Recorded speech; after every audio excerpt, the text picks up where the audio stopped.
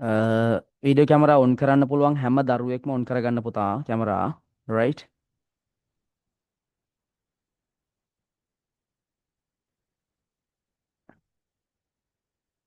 හරි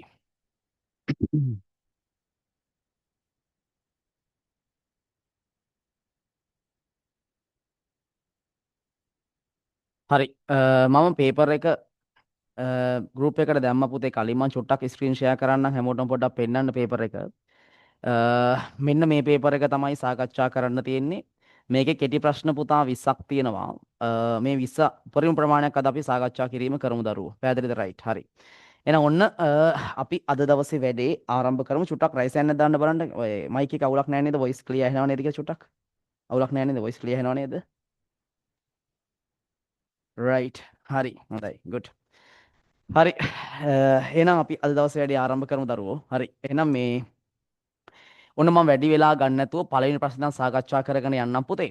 චුට්ටක් අහගන්නකෝ දැන් මේ ඔයාට අද දැන් මේ මම කෙටි ප්‍රශ්න පත්තරේ.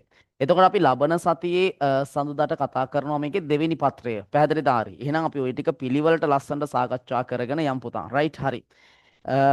හරි. එහෙනම් ඔන්න පළවෙනි ප්‍රශ්නේ ඉඳන් අපි වැඩේ ස්ටාර්ට් කරමු දරුවෝ. හරි.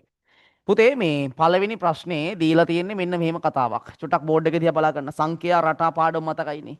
අර පළවෙනි වාරේ ඒක දැන් ඔයා දන්නවා දෙවෙනි වාර පරීක්ෂණේ නිර්මාණය වෙන්නේ දෙවෙනි වාරයෙන් විතරක් නෙමෙයි ඈ. පළවෙනි වාරේ දෙවෙනි වාරේ කියන දෙකම එකතු කරලා තමයි පුතේ දෙවන වාර පරීක්ෂණේ පේපර් එක නිර්මාණය වෙන්නේ. පැහැදිලිද කිව්වද රයිට්. එතකොට පළවෙනි ප්‍රශ්නේ තියෙන්නේ සංඛ්‍යා රටා පාඩමින්. දැන් ඔයා ඉස්සෙල්ලාම මේ ප්‍රශ්නෙට උත්තරේ ලියන්න නම් ඔයා ඉස්සල්ලාම තේරුම් ගන්න ඕන පුතා මේ රටාව. මේ රටාව අඳුරගන්නේ නැතුව ඔයාට මේකට උත්තර ලියන්න බෑ. දැන් ඔයා දන්නවනේ චුට්ටක් මම පාඩම පොඩ්ඩක් මතක් කරන්නම්කෝ.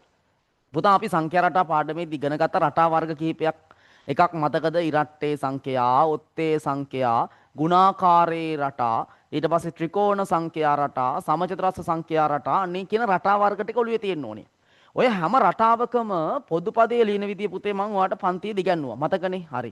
ඒ හැම රටාවකම පොදු පදයේ ඔයා මතක තියාගෙන විභාගයට යන්න ඕනේ. පැහැදිලිද? මොකද අනිවාර්යයෙන්ම විභාගයට කතාව අහන්න පුළුවන්. පැහැදිලිද සීන් එක? රයිට්. බලා ගන්න බෝඩ් එක දිහා දැන්. හරි.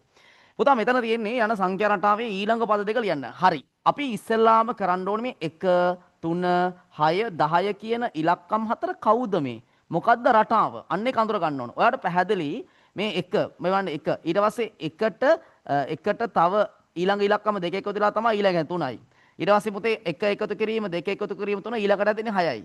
ඊට පස්සේ 1 එකතු කිරීම 2 එකතු කිරීම 3 එකතු කිරීම 4. එතකොට කියෙදේ 10යි. අන්න දැන් ඔයාට තේරෙනව නේද මේක පිළිවෙලට එකතු වී යන එකක් කියලා. අන්න එහෙම පිළිවෙලට එකතු වී යන රටාවක් අපි කියන්නේ පුතා ත්‍රිකෝණ සංඛ්‍යා රටාවක්. මේ බලන්න මේ දෙක අතර පරතරය ගත්තාම 2යි. මේ දෙක අතර පරතරය ගත්තාම 3යි. එහෙනම් මේ දෙක අතර පරතරය කීයක් දෙන්න ඕනේ? 4යි. එහෙනම් ඊළඟ සංඛ්‍යාව අතර පරතරය එන්න ඕනේ 5ක්. ඒ කියන්නේ චූටි පුතා මෙතෙන්ට එන්න ඕනේ 15යි. ඊළඟ සංඛ්‍යාව අතර පරතරය එන්න ඕනේ පුතේ 6ක්. ඒ කියන්නේ දරුවෝ මෙතෙන්ට එන්න ඕනේ කීයද? 21යි. එහෙනම් රටාවේ ඊළඟ පද දෙක එන්න ඕනේ පුතේ 15 සහ 21. ඔයා මේක ගොඩ දාන්න. මේකේ නම කිව්වොත් එහෙනම් මොකද්ද මේ රටාවේ නම? නම අහන්නේ නැහැ. නම අහන්නේ නැහැ මේකේ. මොකද මේ රටාවේ නම කියන්න ගත්තොත් එහෙනම් මොකද්ද මේක කියන්නේ? ත්‍රිකෝණ සංඛ්‍යා රටාව. පැහැදිලිද? රයිට්. හරි වැරදි මාක් කරගන්න. දැන් ඔයා මේක පන්තියට එනකොට ඔයා අරන් ඉන්න ඕනේ පේපර් එක හරි වැරදි මාක් කරපු ඈ මතක තියාගන්න. හරි? පැහැදිලිද? රයිට්. අපි ඊළඟ සීන් එකට යමු. ඔන්න පළවෙනි ප්‍රශ්නේ හරි. දැන් දෙවෙනි ප්‍රශ්නෙට යමු පුතේ. ඔන්න දෙවෙනි ප්‍රශ්නේ බලා ගන්න. හරි. දැන් මම මයික් ඔන් කරන්න ඔයාලට අවස්ථාව හදනවා. දැන් මයික් ඔන් කරන්න අවස්ථාව හදපුවාම මේ ඕන වෙලාවට මයික් ඔන් කරන්න එපා පුතා. මොකද හේතුව මේ දැන් ඔයා මයික් එක ඔන් කරපුවාම ඔයාට තේරෙන්නේ නැහැ මයික් එක ඔන් කරලායි කියලා. ඊට පස්සේ මොකද ඔය එතකොට පාස් එක කරන්න බෑ. ඔයාටම මයික් එක ඔන් කරන්න අවස්ථාව දෙනවා. යම් වෙලාවකින් ඒ වෙලාවේදී ඔයාට ප්‍රශ්න තිබ්බොත් එහෙම පුතේ අහගන්න. පැහැදිලිද කියන්නේ කියපොතේ රයිට් හරි. අපි යමු දෙවෙනි ප්‍රශ්නෙට. හරි. ඔන්න දෙවෙනි ප්‍රශ්නේ මෙන්න මෙහෙමයි තියෙන්නේ. මෙතන ඉන්නවා චූටි පුතා ධන 4. ඊට පස්සේ අඩු කිරීම ආයි ඉන්නවා ධන 3. මතක් වෙන්න බෑ මේක දැන්. මේක මොන පාඩමෙන්ද කියලා මම සාකච්ඡා කරනකොට ඔයාට පාඩමත් එක්ක මතක් කිරීමක් කරන්නම්. පුතේ මේක ඇවිල්ලා ඔයාට මතකද අපි ඉගෙන ගත්තා ඒත් ෆස්ට් ටර්ම් එකේ පළවෙනි වාරයේ සදිශ සංඛ්‍යා කියලා පාඩමක් මතකද? අන්න ඒ සදිශ සංඛ්‍යා දැනුම භාවිතයෙන් තමයි මේක සුළු කරන්න ඕනේ. පුතාලට මතකද මම කිව්වා සදිශ සංඛ්‍යා දෙකක් අතරමැදට ඍණ ලකුණක් තිබ්බොත් එහෙම ඍණ තියාගෙන සුළු කරන්න බෑ. එහෙනම් පුතාට පොඩි සීන් එකක් මෙතන මතක් වෙන්න ඕනේ. ඒ තමයි ආකල ප්‍රතිලෝමය. අන්න සීන් එක. මොකද්ද පුතේ? ආකල ප්‍රතිලෝමය. මැද්දේ ඍණ නම් ෂණික ඔයා ගොළුවට එන්න ඕනේ ආකල ප්‍රතිලෝමය. කොහොමද මේක සුළු කරන්නේ? මේ බලන්න. මෙතන ඉන්නවා ධන 4. මේ මැද්දේ ඉන්න ඍණ ලකුණ ධන වෙලා එතනින් පස්සේ ඉන්න ලකුණ මාරු වෙනවා. අන්න ඕකට තමයි අපි කියන්නේ ආකල ප්‍රතිලෝමය. ආකලනය කියන්නේ එකතු වීම, ප්‍රතිලෝමය කියන්නේ මාරු වීම. පැහැදිලිද සීන් එක? එහෙනම් ආකල ප්‍රතිලෝමය කියන්නේ ඍණ ධන වීම සහ ධන ඍණ වීම. පැහැදිලි කියන්නේ ලකුණ මාරු වෙනවා. එතකොට මෙතන මැද්දේ ඍණ නම් චූටි පුතාලට ඔලුවට එන්න ඕනේ ආකල ප්‍රතිලෝමය. ඊට පස්සේ ඍණ ධන වුණා. මෙන්න මේ වරහණ ඇතුලේ ඉන්නේ ධන තුන. එහෙනම් ඍණ තුන වෙනවා. පැහැදිලිද සීන් එක? රයිට්. ඔන්න ඕක කරගත්තා. ඊළඟට බලනවා ඕක මැද්දේ දන වුණ ගමන්ම මේක සුළු කරගන්න පුළුවන්. කොහොමද සුළු කරන්නේ? මතක් වෙන්න ඕන සීන් එක දැන්. මේ දෙන්නගේ ලකුණු සමානද අසමානද? දැන් පේනවා මේ දෙන්නගේ ලකුණු අසමානයි. පුතාලට මතකද සර් පන්තියේදී ඉගන්නුවා දෙන්නෙක්ගේ ලකුණු අසමාන නම් ඒ දෙන්න එකතු කරනවද අඩු කරනවද? දැන් පුතාලගේ ඔළුවට එනවා ටක් ගාලා සර් අපිට ඉගන්වන්නේ ඒ දෙන්න අඩු කරනවා කියලා. එහෙනම් ලකුණු වෙනස් නම් දෙන්න අඩු කරනවා, ලකුණු එකම නම් දෙන්න එකතු කරනවා. පැහැදිලිද කියනවා? ලකුණු එකම නම් එකතු කරනවා, ලකුණු වෙනස් නම් අඩු කරනවා. දැන් මේ දෙන්නගේ ලකුණු වෙනස්. මෙයා ධන මෙයා ඍණ වෙනස්. ඒ නිසා අඩු කරනවා. 4න් 3ක් අඩු කරාම පුතේ 1යි. විශාල සංඛ්‍යාවේ ලකුණු උත්තරයට දානවා මොන එකයිද? ධන 1යි. පැහැදිලිද? දාන්න උත්තරේ ධන 1යි දැන් මේ වෙනකොට හදලා තියෙන්න ඕනේ. ඔයා හරි හරිදි මාක් කරන්න පුතේ. පැහැදිලිද? රයිට්. රයිට්. ඊළඟ ප්‍රශ්නෙට යන්න. ඊළඟ එකට යන්න. ඔන්න එක හරි දෙක හරි. දැන් තුන්වෙනි ප්‍රශ්නේ බලන්න. තුන්වෙනි ප්‍රශ්නේ බලන්න. වර්ගමූල 42. මෙන්න මේකේ වර්ගමූල 42 මේ කියන්නේ අපි. වර්ගමූලයේ පාඩමෙන් තමයි මේ ඇවිල්ලා තියෙන්නේ. මතක් කරන්න වර්ගමූලයේ පාඩම දැන්. හරි. වර්ගමූල 42යි අගය කුමන අනුයාත පූර්ණ සංඛ්‍යා අතර පිහිටයිද? කුමන අනුයාත පූර්ණ සංඛ්‍යා දෙක අතර? මම පොඩි ප්‍රශ්නයක් අහන්නම්කෝ. ඕකට උත්තර දෙන්න කලින් මට මේකට උත්තර දෙන්නකෝ. මට කියන්න වර්ගමූල 4 උත්තරේ කීයද? 2යි. පුතා දන්නවා වර්ගමූලයක් ඇතුලේ සමාන ඉලක්කම් දෙකක් ಗುಣ වෙනවා නම් එන්නේ ಗುಣ වෙන සංඛ්‍යාවල උත්තර තමයි අපිට කියන්න පුළුවන්. දැන් දෙවරක් දෙක 4 නිසා 4ේ වර්ගමූලය කීයද පුතා? 2යි. දැන් එතකොට 16 වර්ගමූලයේ පුතාලෙන් අහුවොත් කීයද කියලා 4යිනේ සර් කියලා කියනවා. ඇයි ඒ? 16 ලැබෙන්නේ 4 වරක් කීයද චෝටි පුතා? 4ෙන්නේ. එහෙනම් 16 වර්ගමූලය කීයද? 4යි. එතකොට දැන් මං අහනවා 25 වර්ගමූලය කීයද චෝටි පුතා කියලා. සර් 25 වර්ගමූලය 5යිනේ. ඇයි? මං අහනවා ඇයි ඒ කියලා. සර් 25 ලැබෙන්නේ 5 වරක් 5ෙන්නේ. අන්න එහෙම කියනවා. ඊට පස්සේ 36 වර්ගමූලය කීයද පුතේ කියලා අහුවොත් එහෙම සර් 36 වර්ගමූලය 6යිනේ. මං අහනවා ඇයි ඒ කියලා. සර් 36 ලැබෙන්නේ 6 වරක් 6ෙන්නේ. අන්න දැන් පුතාට වැඩේ පැහැදිලි. එතකොට යම්කිසි සංඛ්‍යාවක වර්ගමූලයේ උත්තරේ ගන්න නම් ඒ සංඛ්‍යාව සමාන ඉලක්කම් දෙක ගුණිතයක් විදිහට ලියවෙන සංඛ්‍යාවක් වෙන්න ඕනේ. එතකොට තමයි අපිට වර්ගමූලය එකවර කියන්න පුළුවන් වෙන්නේ. පැහැදිලිද මම මේ කිව්වද? අන්න එහෙම දැන් 4 වර්ගමූලය 2යි කියලා කිව්වහම එතකොට 16 වර්ගමූලය 4යි කියලා පුතා කිව්වනේ. අන්න ඔය වගේ 42 ඉන්නේ මොන වර්ගමූල දෙක මැද්දේද? හරිනේ. එක පැත්තකින් ඉන්නවා 36. අනිත් පැත්තෙන් ඉන්නේ 49. ওই දෙකනේ ඉන්නේ. මොකද 42 ඉන්නේ ওই දෙකට මැද්ද අතරමැදිවනි පුතේ. එහෙනම් 42 වර්ගමූලය අගය කියන්න බෑ. හැබැයි වර්ගමූලය හරියටම කියන්න පුළුවන් දෙන්නෙක් විදියට ඉන්නේ ඒක අතරමැද්දේ 36 සහ 49. පැහැදිලිද මම මේ කිව්වද? එහෙනම් අපෙන් ප්‍රශ්නේ අහන්නේ 42 ඉන්නේ කුමන අනුයාත පූර්ණ අනුයාතයි කියලා කියන්නේ එක ළඟ කියන එක. පූර්ණ සංඛ්‍යා දෙක. එක ළඟ මොන පූර්ණ සංඛ්‍යා දෙකද? 36න් ලැබෙන්නේ 6, 49න් ලැබෙන්නේ 7. එහෙනම් වර්ගමූල 42 අගය තියෙන්නේ 6යි 7යි කියන ඉලක්කම් දෙක අතර. පැහැදිලිද කියන්නේ කියපොතේ? ඔන්න ඕක තමයි උත්තරේ. පැහැදිලිද මං කිව්වද? එහෙනම් ඔක හරි සරල දෙයක් තේරුම් ගන්න. මම තව එකක් උදාහරණ දෙන්න මට කියන්න එහෙනම් බලන්න මෙන්න මේක පුතා උතනම ලියා ගන්න. මං අහනවා ප්‍රශ්නයක් වර්ගමූල 21 යගේ ඉන්නේ කවුරු අතරද කියලා. වර්ගමූල 21 යගේ ඉන්නේ පුතා මෙන්න මෙහෙමයි. එකක් තමයි මෙන්න මේ 16. දැන් අපි දන්නවා 21ට අඩුම වර්ගමූලය කියන්න පුළුවන් සංඛ්‍යාව තමයි 16. පැහැදිලිද? 16 ලැබෙන්නේ 4යිනේ. 4 4නේ 16 වෙන්නේ. ඊළඟට 21ට වැඩියෙන් ඉන්න එක්කෙනා කම 25. 25 වර්ගමූලය දන්නවනේ 5යි කියලා. මොකද 5 4 5 25. එහෙනම් 21 අනුයාත පූර්ණ සංඛ්‍යා දෙක පුතා 4යි 5යි. ඔන්න ඔය විදිහට හදලා ගන්න තියෙන්නේ. පැහැදිලිද කියන දේ? තේරුණා නේද? ඕක තමයි උත්තරේ. තේරුණා නේද කතන්දරේ? පැහැදිලිද? රයිට්. හරි. ඔන්න ඊළඟ ප්‍රශ්නෙට යන්න. ඔන්න ඊළඟ ප්‍රශ්නෙට යන්නේ. බලා ගන්න. ඊළඟ ප්‍රශ්නෙට යන්න. ඊළඟ ප්‍රශ්නෙට යන්න. බලා ගන්න. හතරවෙනි ප්‍රශ්නේ බලන්න. හොඳට අහගන්න ඕනේ. අද මේකෙන් හොඳ ප්‍රයෝජනයක් ගන්න ඕන පුතා මේ ප්‍රශ්න ටික සාකච්ඡා කරද්දී. අමතක වෙච්ච දේවල් ගොඩක් මතක් කරගන්න පුළුවන් වැඩින් ඈ. පුතා මෙතන තුන්වෙනි බලය. දැන් ප්‍රශ්නේ අහන්නේ මොකදද? බලවල ගුණිතයක් ලෙස දක්වන්න. සරලයිනේ කතාව. පුතා මේකට අපි කියන්නේ ගුණිතයක බලයක්. මේ බලන්න මේ වරහන ඇතුලේ තියෙන ගුණිතයක්නේ. මම ඔයාලට මතකද පන්තියේදීම කිව්වා ලං වෙලා ලියලා තියෙනවා කියලා කියන්නේ උන්ව ඈත් කරන්නේ ಗುಣ කිරීම දාලා. ලං වෙලා ලියලා තියෙන හැම එකක්ම ඈත් කරන්නේ මොන කිරීම දාලාද? ಗುಣ කිරීම දාලා පුතේ. පැහැදිලිද? එතකොට මෙන්න මේකට කියන්නේ ගුණිතයක බලයක්. මොකද්ද මේකට කියන්නේ? ගුණිතයක් තියෙනවා ඇතුලේ ඒකේ බලයක් තියෙනවා. ගුණිතයක බලයක්. එතකොට අපිට ගුණිතයක බලයක් විදියට දෙනේවා අපිට පුළුවන් පුතේ බලවල ගුණිතයක් විදියට හදන්න. මොනවල ගුණිතයක්ද? බලවල ගුණිතයක් විදියට. කොහොමද කරන්නේ? මෙන්න මෙහෙමයි. ඔයා කරන්නේ ඇතුලේ බල නැත්තම් ඔයා කරන්නේ දර්ශක වලට එක දාගන්න. ඇතුලේ දර්ශක පේන්නේ නැත්තම් එක දාන්න. තියෙනේවට එහෙමම තියන්න. දැන් පේන්නේ නැහැනේ කාගේවත්. දෙකේ බලයක් පේන්නෙත් නැහැ. A වල බලයක් පේන්නෙත් නැහැ. B වල බලයක් පේන්නෙත් නැහැ. එක දාගත්තා. ඊළඟට මේක ගුණිතයක බලයක්. හරියට සරලව කිව්වොත් එහෙම මේ වරහන ඉවත් කරගන්නේ කොහොමද? මෙහිමයි. ඇතුලේ ඉන්න දර්ශක ටික මෙන්න මේ එළියේ ඉන්න දර්ශකයෙන් ಗುಣ කරනවා. එතකොට දෙක එක් වරක් 3 3යි. ඔන්න දෙකේ 3යි. පැහැදිලිද? ඊට පස්සේ ಗುಣ කිරීම. පුතා එක් වරක් 3 3යි A වල 3යි. ඊට පස්සේ ಗುಣ කිරීම B වලත් 3යි. අන්න ඔය උත්තරේ තමයි ගන්න ඕනේ. ළමෙක් මම ප්‍රශ්නයක් අහනවා සර්.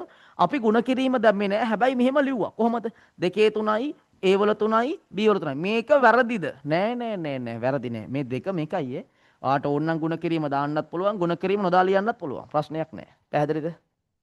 තේරෙනවද? ඔන්න ඔහොමයි ගන්න තියෙන සීන් එක. හොඳට මතක තියාගන්න මේක අපි දර්ශක පාඩම කරා ෆස්ට් ටර්ම් එකේ මොකද්ද ගුණිතයක බලයක් මේ බලවල ගුණිතයක් ආයේ සරලව කිව්වොත් ඇතුලේ ඉන්න සෙට් එකම එළියේ ඉන්න කාගෙන් ಗುಣ කරපු ගමන් ඕක වෙනවා වරහන ඉවත් කරන එක තමයි කරන්න තියෙන්නේ පැහැදිලිද කියන්නේ ඕක ඔළුවට හොඳ මීටරෙන් ඉන්නේ ඔළුවේ තියාගන්න ඔය කතාව පුතේ පැහැදිලිද රයිට් ඊළඟ සීන් එකට යම් බලන්න දැන් මේ මතක් කරන ඒවා හොඳට ඔළුවට දාගන්න ඇයි දන්නව හොඳ ප්‍රයෝජනයක් ගන්න දැන් මේව අමතක වෙලා තියෙන දේවල් දැන් අද මතක් කරන ඊළඟ සතියේත් ආයෙ මතක් කරපුවාම පුතේ ඕක දිගටම තියෙනවා විභාගේ වෙනකන් අකණ්ඩව මැච් එක ගහනවා මං ඔයාලට තියෙන්නේ ලස්සනට හොඳට මේ කරන දේවල් ටික ප්‍රයෝජන ගන්න වැඩේ කරන්න පුතේ පැහැදිලිද රයිට් 4 හරි ඊළඟට අපි යම් පුතේ මේ පස්වෙනි එක බලන්න ස්කන්ධය පාඩමෙන් තියෙන්නේ ඔන්න ආන පස්වෙනි එක පස්වෙනි ප්‍රශ්නේ තියෙනවා මෙට්‍රික් ටොන් වලින් දක්වන්න මේ බලන්න 5470යි කිලෝග්‍රෑම්. දැන් අපිට තියෙන්නේ මේක මෙට්‍රික් ටොන් නැත්නම් ටොන් වලින් දක්වන්න කියලානේ කියන්නේ. අපි මම මේ ප්‍රශ්නේ හදන්න කලින් චුටි මතක් කිරීමක් කරන්න ස්කන්ධේ පාඩමේ. අපි මතකද එක සම්බන්ධයක් ගැන කතා කරා ස්කන්ධේ පාඩමේ ඒ තමයි මෙට්‍රික් ටොන් එකක් සමානයි කිලෝග්‍රෑම් කීයයි කියලාද? කිලෝග්‍රෑම් 1000යි.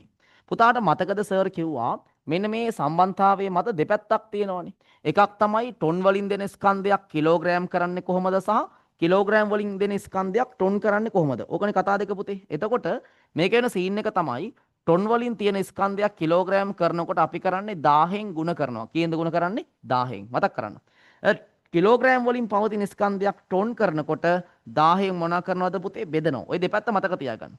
දැන් අපෙන් අහන්නේ මෙන්න මේ කිලෝග්‍රෑම් වලින් තියෙන මෙන්න මේ ස්කන්ධය අපෙන් අහන්නේ මෙට්‍රික් ටොන් වලින් කියන්නේ ටොන් වලින් අහන්නේ. අන්න.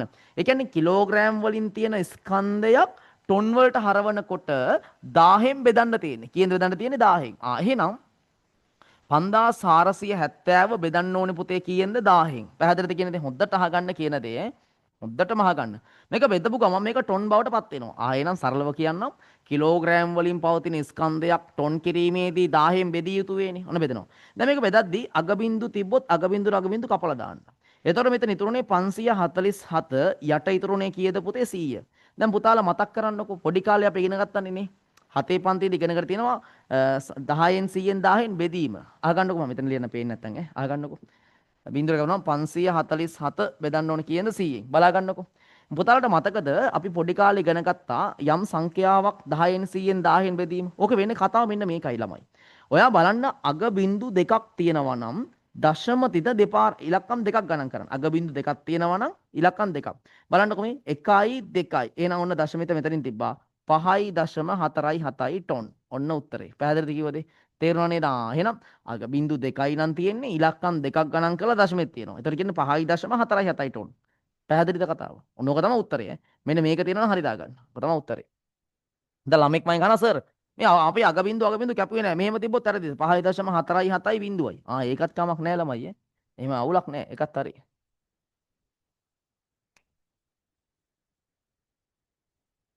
පැහැදිලිද? හරි. අඩුපාඩු හදාගන්න හොඳ පේපරයක් අමතක වෙච්ච ඒවා මතක් කරගන්න තියෙන හොඳ අවස්ථාවක් ළමයි. හරිද? හරියට තේරුම් අරන් වැඩේ කරගන්න. හරි.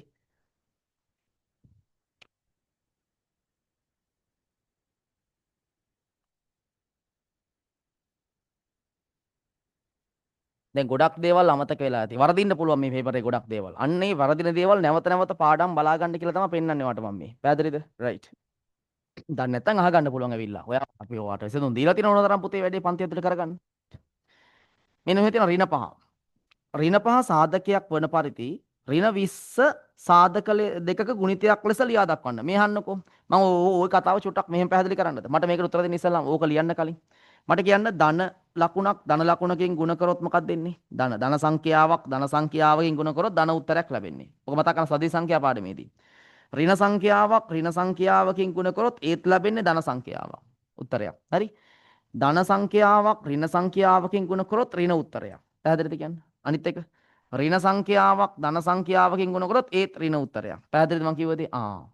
එහෙනම් දරුවෝ එකම જાතියේ ලකුණු ගුණ කරොත් ධන උත්තර. බලන්න මේ පේනවනේ ඒක. වෙනස් જાතියේ ලකුණු ගුණ කරොත් මොන උත්තරද? ඍණ උත්තර. අන්න දැන් අහගන්න අපිට ගණ්ඩ කියන්නේ ඍණ 20. මොන 20ද ගණ්ඩ කියන්නේ ඍණ 20. හොඳට අහගන්න. ඍණ 5 සාධකයක්. එතකොට ඍණ 20 ගන්න ඕනේ එකක් ඍණ 5 එන්න ඕනේ අනිවාර්යෙන්ම. ඍණ 20 ලබා ගන්න ඍණ 5 සාධකයක් වන පරිදි සාධක දෙක ගුණිතයක්. දැන් මට කියන්න හොඳ ළමයි වගේ එයා කියන විදිහට ඍණ 20 ඍණ 5 සාධකයක් වන පරිදි ඍණ 20 සාධක දෙක ගුණිතයක් ලෙස ලියන්න. එතකොට ඍණ 20 ලැබෙන්න ඍණ 5 ගුණ වෙන්න ඕනේ කාත් එක්කද? අන්න අහගන්න පුතේ. එහෙනම් මට කියන්න මෙතන අනිවාර්යෙන් ඍණ උත්තරේ මේ කතාව ඔළුවේ තියාගන්නකෝ. ඍණ උත්තරයක් ගන්න නම් මේ ඍණ ලකුණ ගුණ වෙන්න ඕනේ ධන ලකුණකින්. ඇයි එතකොටනේ ඍණයි ධනයි ඍණ වෙන්නේ පුතේ. පැහැදිලිද? එහෙනම් අනිවාර්යෙන් 5 වරක් 4 20යි. ආයි ලොවෙත් නෑ පුතේ. එන ඉලක්කම ධන 4 වෙන්න ඕනේ. ඍණ 5 ධන 4ෙන් ගුණ වුණොත් තමයි මොන 20 ලැබෙන්නේද? ඍණ 20 ලැබෙන්නේ. ඕක තමයි මේ කියන්නේ. පැහැදිලිද කිව්වද? තේරුණා නේද? ඒකට තමයි මම මේ කතාව මතක් කරන් ගියේ සදි සංඛ්‍යා ගුණ කිරීම සම්බන්ධව. බලන්න හොඳ ප්‍රශ්නයක්. ඍණ 20 ලැබෙන්න ඍණ 5 ගුණ වෙන්න ඕනේ කාගෙන්ද කියලා තීරණය කරන්න ඕනේ. එතෙන්දිවා දැනගන්න ඕන කාරණා දෙකයි. ඍණ ලකුණක් ධන ලකුණකින් ගුණ කරොත් තමයි ඍණ වෙන්නේ කියන එක ඔයාගේ ඔළුවේ තියෙන්න ඕනේ. වගේම 5 වරක් 4 20යි කියන එක ඔළුවේ තියෙන්න ඕනේ. පැහැදිලිද කියන්නේ? ඔය කතා දෙකම තියෙන්න ඕනේ. පැහැදිලිද වැඩේ? රයිට්. ඔන්න ඒක හරි.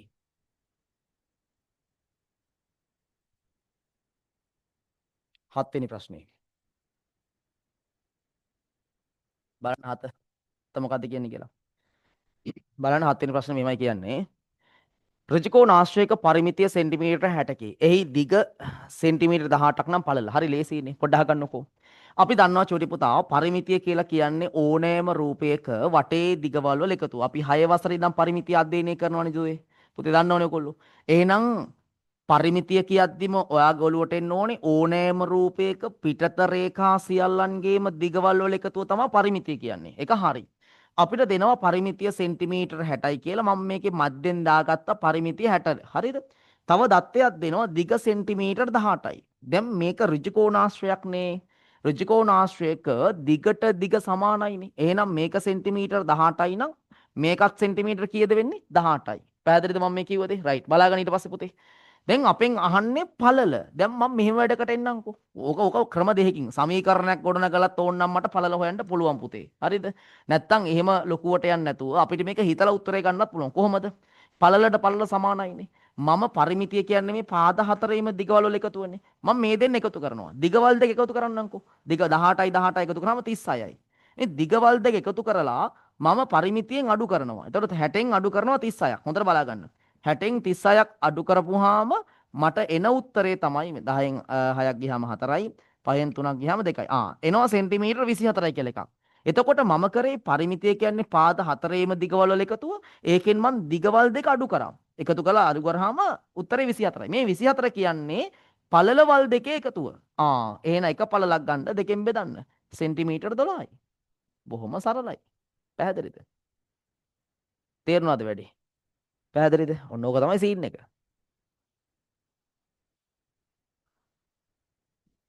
ඔන්න ඕක තමයි කතාව. රයිට්?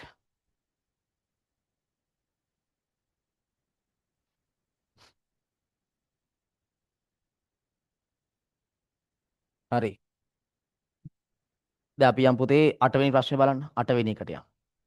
අන්න භාග සංඛ්‍යා 1 2 දෙකම පාඩම් අපි ඉවර කරා පන්තියේදී. දැන් මෙතන තියෙන භාග සංඛ්‍යා බලන්නකො මේ හරි ලේසියිනේ ළමයි අපි පන්ති ඇතුළේ මීටර් ඩී ගණන් කතා කරා. පොත පෙරලා බලන්න මීටර් ඩී සංකීර්ණව කතා කරා. පැහැදිලිද කියන්නේ රයිට්. පුතා මම ඔයාට මතකද කිව්වා භාග සංඛ්‍යාවක් පූර්ණ සංඛ්‍යාවකින් ගුණ කරනකොට පූර්ණ සංඛ්‍යාවේ යටට කීය දාගන්න කිව්වද? 1 දාගන්න කිව්වා. ඒකට හේතුව තමයි පූර්ණ සංඛ්‍යාව විතරක් තියාගෙන මට භාග සංඛ්‍යා සුළු කරන එක අමාරුයි. කියන්නේ අමාරුයි කියන්නේ පුළුවන්. අර එකපාරට පේන්නේ නැහැනේ සුළු කරන විදිය ළමයෙකුට. අනේ ඒ නිසා අපි පූර්ණ සංඛ්‍යාවක් දැක්ක ගමන් යටට 1 දාගත්ත ගමන් මේක සුළු කරන්න ඕන විදිය පේනවා. පැහැදිලිද මම මේ කිව්වදේ? රයිට්. එතකොට පුතේ පුතාලට මතකද දැන් භාග සංඛ්‍යා දෙකක් ගුණ කරද්දි සර් පන්තියේ දිගන්න පුතේ මොකක්ද කියන එක? මොකක්ද කියන්නේ මෙහෙමයි. අපි කිව්ව මතකද පන්තිය ඇතුලේ භාග සංඛ්‍යා දෙකක් ගුණ කරනකොට උඩයි යටයි පද බෙදෙනවා නම් බෙදන්න කියලා කිව්වනේ. උඩයි යට කියන්නේ හරයයි ලවයයි පද බෙදෙනවා නම් බෙදන්න ඕනේ. කොහොමද? පුතේ දෙකේ ඒවා 1යි දෙකේ ඒවා කීයද? 4යි. දැක්කනේ කැපෙන විදිහ ආයි කියනවා. මෙයයි මෙයයි බෙදුනා. එතකොට බෙදනවා මේ දෙකේ ඒවා 1යි දෙකේ ඒවා 4යි. දැන් ඕක අසිරු වෙන ළමයි කොට්ටාසයක් ඉන්නවනේ. ඒ ඇයි දන්නවද? මේ භාග සංඛ්‍යා බැරුව නෙමෙයි. ඒගොල්ලන්ට චක්කරේ බෑ. ඉතින් චක්කරේ බැරුව කොහොමද ළමයි මේක බෙදනවා කියලා හිතන්නේ? අන්න ඒක නිසා තමයි මුල ඉඳන් අපි පිළිවෙලට වැඩ ටික හදාගෙන යන්න ඕනේ කිව්වේ. එතකොට දෙකේ ඒවා 1යි දෙකේ ඒවා 4යි කියලා මේක බෙදාගත්තොත් ගොඩ. ඊට පස්සේ වෙන කවුරුත් කැපෙන පද නෑනේ. ಗುಣ කරනවා.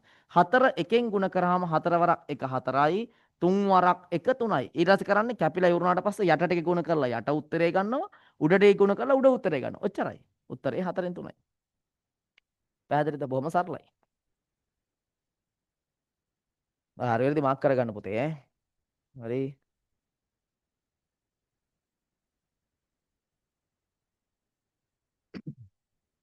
බලන්න 9 වෙනි ප්‍රශ්නේ පොඩ්ඩක්.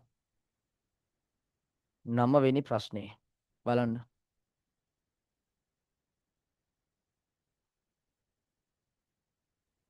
9. බලන්න මේක. පුතේ ඍජුකෝණාශ්‍රයක් දීලා තියෙනවා. මේ ඍජුකෝණාශ්‍රයේ දිග දීලා තියෙනවා 2y ඍණ 5යි කියලා. පළල දීලා තියෙනවා 3x කියලා. අපෙන් අහන්නේ ඍජුකෝණාශ්‍රයේ වර්ගඵලය වීජීය ප්‍රකාශනයකින් දක්වන්න. හරි. මම මෙහෙම කතාවකට එන්නම්කෝ. ඔය වීජීය පැත්තකින් තියෙන වීජීය කතාව. මම වෙනම ඍජුකෝණාශ්‍රයක් අඳින්න මෙන්න මේක පොඩ්ඩක් බලා ගන්න බෝඩ් එකේ තියෙන්නේ. මම ඍජුකෝණාශ්‍රයේ දිග ගන්නම් සෙන්ටිමීටර් 10යි කියලා. පළල ගන්නම් පුතා සෙන්ටිමීටර් 5යි කියලා. මං අහන බොහොම සරල ප්‍රශ්නයක් අහන්නේ. ඍජුකෝණාශ්‍රයක වර්ගඵලය හොයන්නේ කොහොමද කියලා පුතාලට මතකද?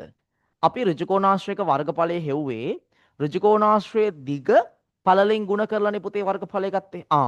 එහෙනම් මේ ඍජුකෝණාශ්‍රයේ වර්ගඵලය හොයන්න අවශ්‍ය නම් දිග සෙන්ටිමීටර් 10යි පළල සෙන්ටිමීටර් 5 නිසා මං කරන්නේ 10යි සෙන්ටිමීටර් ගුණ කරනවා 5යි සෙන්ටිමීටර් වලින්. 10 වරක් 5 50යි සෙන්ටිමීටර් ගුණ කරාම අපි කියන්නේ වර්ග සෙන්ටිමීටර්. එහෙනම් ඍජුකෝණාශ්‍රයක වර්ගඵලය ගන්න පුතේ දිග වැඩි කරනවා පළලෙන්. ඕකනේ කතාව. රයිට්. දැන් එනවා අපි මෙන්න මේ කතාවට. දැන් මෙතන විශේෂත්වය තමයි මම මේ හතපු ගානේ තිබ්බේ ඉලක්කම්.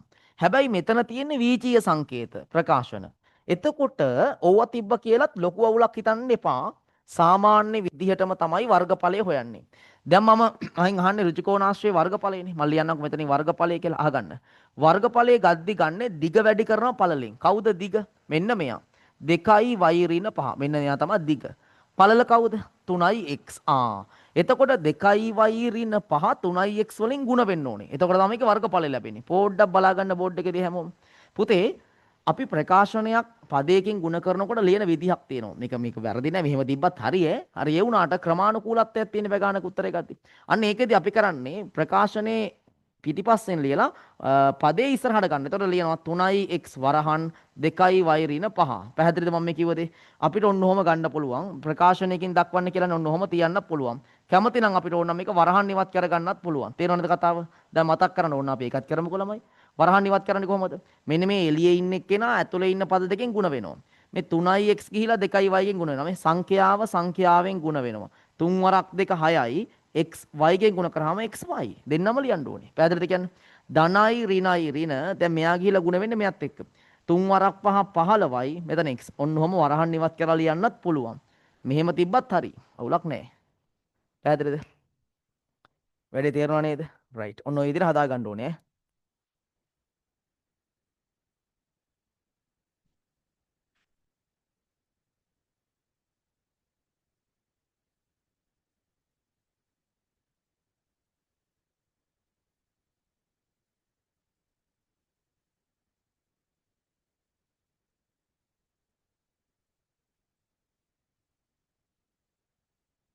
රයිට්. ඊළඟට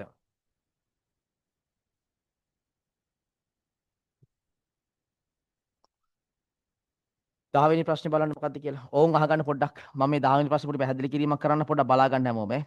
10 වෙනි ප්‍රශ්නේ බලා ගන්න බෝඩ් එකේ තියෙන්නේ. හරි.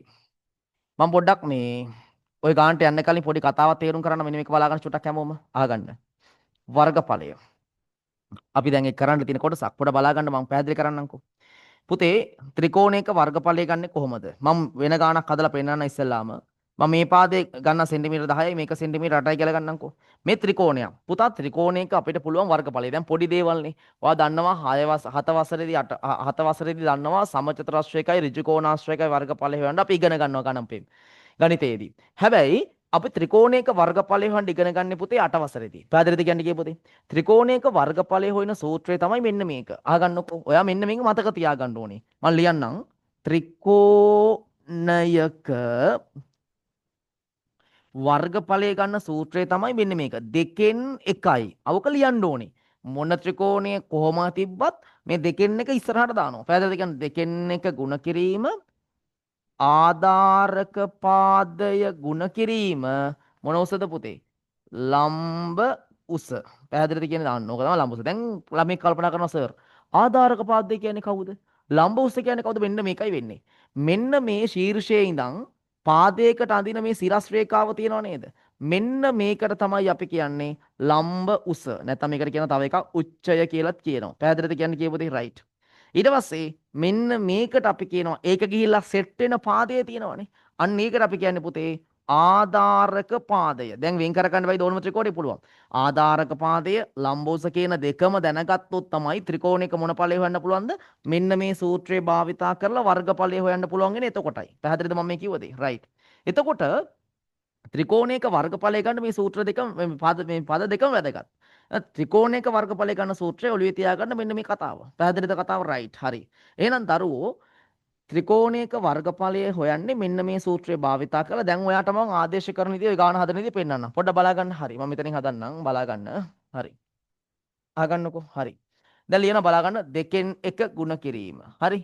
දැන් මට කියන්නේ මේ සූත්‍රය දාන්න යන්නේ. මෙතන ඉඩ මදි නිසා මම මෙතනින් හදනවා. ආධාරක පාදය කියන්නේ මෙන්න මෙයා. මේ තියෙන සෙන්ටිමීටර් 10යි. එතෙන්ට දානවා සෙන්ටිමීටර් 10යි. ලම්බ උස කියන්නේ සෙන්ටිමීටර් කීයද පුතේ 8යි. එහෙනම් මෙතන දාන්න සෙන්ටිමීටර් කීයද 8යි. දැන් ඔක සුළු කරනවා. මේ බලන්න පුතේ කැපෙන විදිය. දෙකේ ඒවා 1යි 10 දෙකෙන් බෙදුනහම 5යි. ඒ එන පහ මෙන්න මේ 8ෙන් ಗುಣ කරන්න ඕනේ. ඒ බෙදිලානේ තියෙන්නේ 5 වරක් 8 40යි වර්ග සෙන්ටිමීටර. එහෙනම් මෙන්න මේ ත්‍රිකෝණයේ වර්ගඵලය කීයද පුතේ? වර්ග සෙන්ටිමීටර 40යි. පැහැදිලිද මම මේ කිව්වද? තේරුණා නේද? ඉන්න මම මේ හැදුවේ උදාහරණ ගානක් ඈ. හරිද? දැන් ඔයා මෙන්න මේක ලියා ගන්නකො ඉස්සෙල්ලාම උතනින්ම පේපර් එකේ. ත්‍රිකෝණයක වර්ගඵලන සූත්‍රය ලියා ගන්නකො ඉස්සෙල්ලාම. හරිද? ඔන්නෝම තමයි හොයන්නේ. ගාන හදන විදියත් හදා ගන්න පොඩ්ඩක් ඔතන උදාහරණ ගන්න ඕනේ නැහැ. අපි ගන්න මේ සූත්‍රය ලියා ගන්නකො හැමෝම ඔතනින්. ඔය පේපර් එකේ ඔතනින්ම ලියා ගන්නකො. හැමෝම. දැන් අපි මේ ගාන හදන්න යන්න. ඔන්න දැන් හදන්න යන්නේ මේ ගාන බලා ගන්න.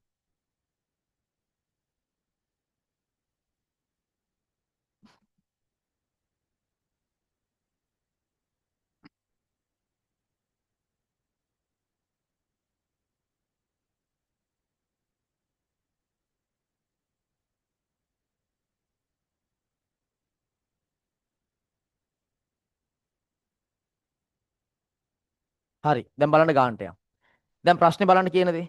දී ඇති ත්‍රිකෝණී වර්ගඵලයට සමාන වර්ගඵලයක් ඇති සමචතුරස්‍රයක පැත්තක දිග. අපි දැන් සමචතුරස්‍රයේ පැත්තක දිග හොයන්න කලින් ත්‍රිකෝණයේ මොන ඵලය හොයන්න ඕනේද? වර්ගඵලය හොයන්න බෑයි. ඒගොල්ලෝ කියනවානේ දී ඇති ත්‍රිකෝණයේ වර්ගඵලයට සමාන කියලා. එහෙනම් මේ ත්‍රිකෝණයේ වර්ගඵලය හොයාගමු ඉස්සෙල්ලාම. දැන් දන්නව පුතාලා ත්‍රිකෝණයක වර්ගඵලය වෙන සූත්‍රය මොකද්ද? සර් ඔයාලට කියා දීලා තියෙන්නේ දැන්. අන්න ඕක දාගමු. බලා ගන්න. පුතේ දෙකෙන් එක මම වර්ග ත්‍රිකෝ මේ පේන පේපර් එකේ දීලා තියෙන මෙන්න මේ ත්‍රිකෝණයේ වර්ගඵලය හොයන්න යන්නේ. බලා ගන්න. දෙකෙන් එක ಗುಣ කිරීම ආධාරක පාදය. දැන් හොඳ ළමයි වගේ ඔය බලන්න පුතා කතාව. ආධාරක පාදය කියලා කියන්නේ ශීර්ෂයේ ඉඳන් මෙන්න මේ කඩේරෙන් ඇඳලා තියෙන ලම්බ උසනේ. මෙන්න මේක ලම්බ උස කියන්නේ. ওই ලම්බ උස ගිහිල්ලා සෙට් වෙන පාදේ තමයි ආධාරක පාදය. රැවටෙන්න එපා. ඒගොල්ලෝ සෙන්ටිමීටර 10කුත් දීලා තියෙනවා. ඒ 10 දීලා තියෙනවා නොමග අරින්න. පැහැදිලිද? ලම්බ උස ආධාරක පාදයට ගන්නේ 10 නෙමෙයි පුතා 8. අර ලම්බ උස ගිහිල්ලා හරියටම සෙට් වෙන පාදේ තමයි පුතා අපි කියන්නේ ආධාරක පාදේ කියලා. පැහැදිලිද කිව්වද? එහෙනම් ඔය ආධාරක පාදේ විදිහට ගන්න මෙතන 8යි සෙන්ටිමීටර. දාන්න මෙතන 8යි සෙන්ටිමීටර. පුතේ ලම්බ උස කියලා කියන්නේ චෝටි පුතා මෙන්න මේක 9. අන 9යි සෙන්ටිමීටර. මුලින්ම ওই දෙක භාවිතා කරලා ත්‍රිකෝණයේ වර්ගඵලය ගමු. දෙකේ ඒවා 1යි, දෙකේ ඒවා 4යි. 4 වරක් 9 36යි. ඔන්න වර්ගඵලය ලැබෙනවා පුතේ ත්‍රිකෝණයේ වර්ගඵලයේ වර්ග සෙන්ටිමීටර 36යි කියලා. පැහැදිලිද මම මේ කියපු දේ? හරි. දැන් ඊළඟට මොකක්ද කියන්නේ? මෙන්න මේ ත්‍රිකෝණයේ වර්ගඵලයට සමාන වර්ගඵලයක් සහිත සමචතුරස්‍රයක පැත්තක දිග සොයන්න කියලා කියනවා. හරි බලා ගන්නකො. දැන් මම අඳිනවා සමචතුරස්‍රයක්. බෝඩ් එක දිහා බලා ගන්න හැමෝම. දැන් මේ සමචතුරස්‍රයක් කියලා කියන්නේ පාද හතරම දිගින් මොනවද? සමානයි. හොඳට අහගන්න කියන දේ. එතකොට ඒකේ වර්ගඵලය දෙන නිසා මම ඇතුලෙන් දාගන්නම් වර්ගඵලය 36යි කියලා. දැන් අපි දන්නවා අපේ පැත්තක දිගට යන්නේ පුතා. මේ කතාව ඒවා තේරුම් ගන්න සමචතුරස්‍රයක වර්ගඵලය හැදෙන්නේ පැත්තක දිගෙන් ගුණ කළා. ඒ කියන්නේ මේ පැත්තෙන් ගුණ කරාම තමයි වර්ගඵලය හැදෙන්නේ. විශේෂම කාරණාව තමයි පාද හතරම දිගින් සමානයිනේ. එහෙනම් සමචතුරස්‍රයක පාද හතරම දිගින් සමාන නිසා සමාන පාද දෙකක් ගුණ වුණාම තමයි 36 එන්න ඕනේ. කාගෙන්ද? ඉතින් කතා දෙකක් නැ 36 එන්නේ. 6 වරක් 6 එන්නේ පුතේ. 6 වරක් 6 තමයි 36 වෙන්නේ. ඒ කියන්නේ එක පාදයක් සෙන්ටිමීටර කීයද? 6යි. තේරුණාද කතාව? ඔන්න ඔහම තමයි මැච් එක ගහගන්නේ වැඩි ඈ. පැහැදිලිද? ඔයා ඉතින් ලස්සන තේරුම් ගන්න වැඩේ කොට දා ගන්න ඕනේ දේවල්. හරි?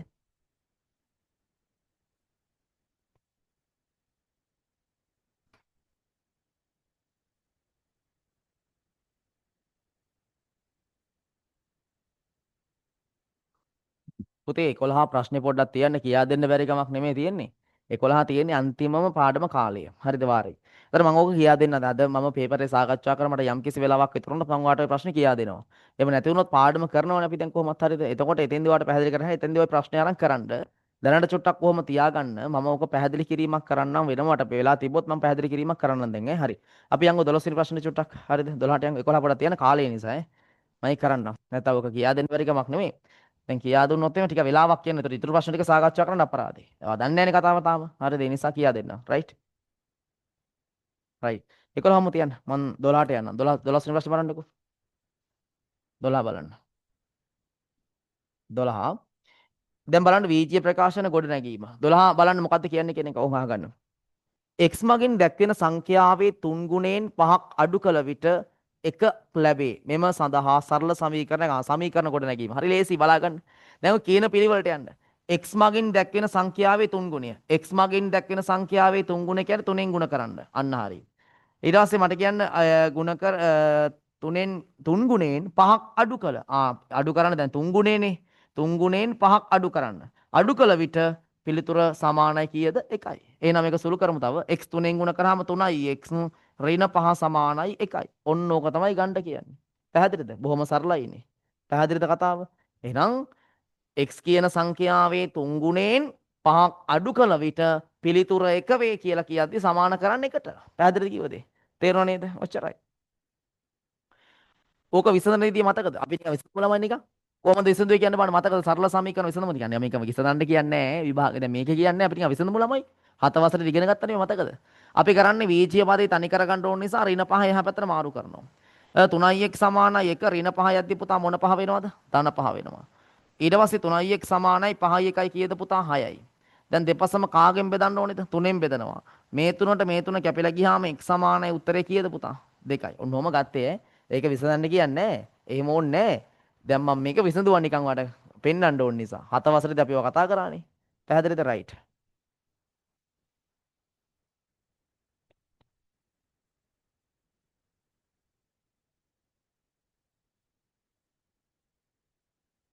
හරි. 13 වෙනි ප්‍රශ්නට යන්කෝ පුතේ බලන්න. 13 වෙනි ප්‍රශ්න බලන්න. දැන් මතක තියාගන්න මේකේ අලුත් කෑල්ලක් සම්බන්ධ වෙනවා අපි ඉගෙනුව නැති එක මොකද්ද ත්‍රිකෝණයක වර්ගඵලය. සූත්‍රය හොඳට මතක තියාගන්න. දෙකෙන් එක ಗುಣ කිරීම ආධාරක පාදයේ ಗುಣ කිරීම ලම්බෝස කියලා. පැහැදිලිද? රයිට්.